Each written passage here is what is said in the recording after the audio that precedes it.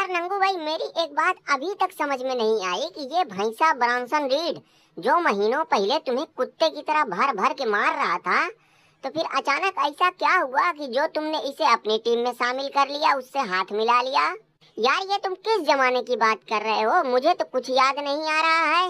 अरे नंगू, ज्यादा नहीं, सिर्फ 5-6 महीना ही पुरानी बात तो है। याद करो, जब इस भैंसे ब्रांसन रीड को यहाँ ढंग का मैच नहीं मिल रहा था, तो इसने कैसे तुम्हारे ऊपर अपनी सारी भड़ास निकाली थी। अब कुछ याद आया? पता नहीं लेमन चाचा, मुझे तो नहीं याद आ रहा है। और वैसे भी मैं 30-40 साल पुरानी बातों को नहीं याद रखता हूँ। खैर नंगू, छोड़ो हटाओ। अब जब ये हमारे कदमों में आके गिर ही चुका है, तो अब इसका सही से हम लोग इस्तेमाल भी करेंगे। क्यों रे नंगुआ, इन्हीं दोनों रजुआ कजुआ के भरोसे तू इतना पुका रहा था ना? टेढ़ई चाचा, हम आखिरी बार बोल रहे हैं कि हमें छोड़ दो, नहीं तो सारा अदब लिहाज भूल जाऊंगा।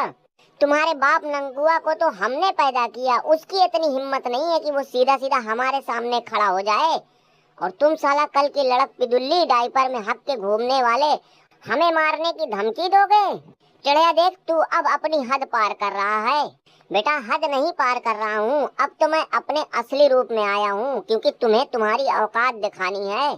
यार ये तो गलत बात है ना। जब हमारे बीच में फैसला हो चुका है, हमारा आपस में सब कुछ खत्म हो चुका है, तो फिर क्यों हमारे पीछे पड़े हुए हो? तुम जाओ, जाके अपना कुछ और देखो।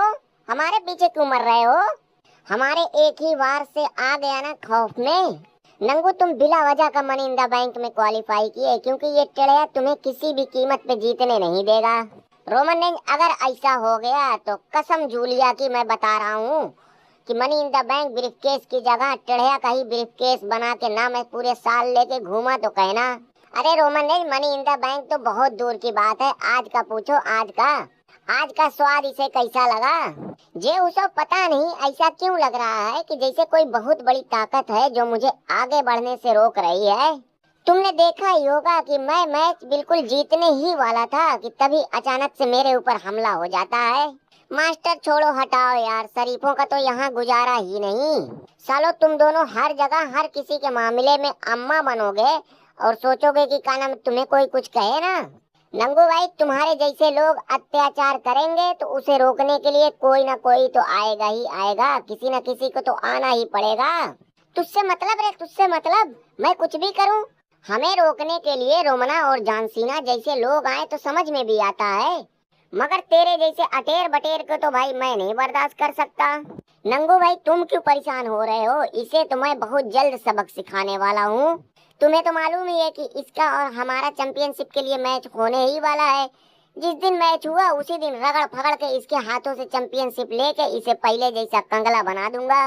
ना भाई, ना ना ना ना ना, तू नहीं। अब इसकी चैंपियनशिप पर हमारी नजर गड़ चुकी है, क्योंकि ये इसी चैंपियनशिप की वजह से ही तो इतना फुदक और फड़फड़ा रहा है। जे उसे मुझे लग रहा है कि तेरे ऊपर बहुत बड़ी मुसीबत आने वाली है। आने दो यार, ये नंगुआ और इस छिले हुए मुर्गे से मैं डरता हूँ क्या? अच्छा नंगू, खैर ये सब बातें छोड़। ये तो सच है कि अब तो तू मनी इन द बैंक के लिए क्वालिफाई कर चुका है, मगर जाते जाते पिट ही गया।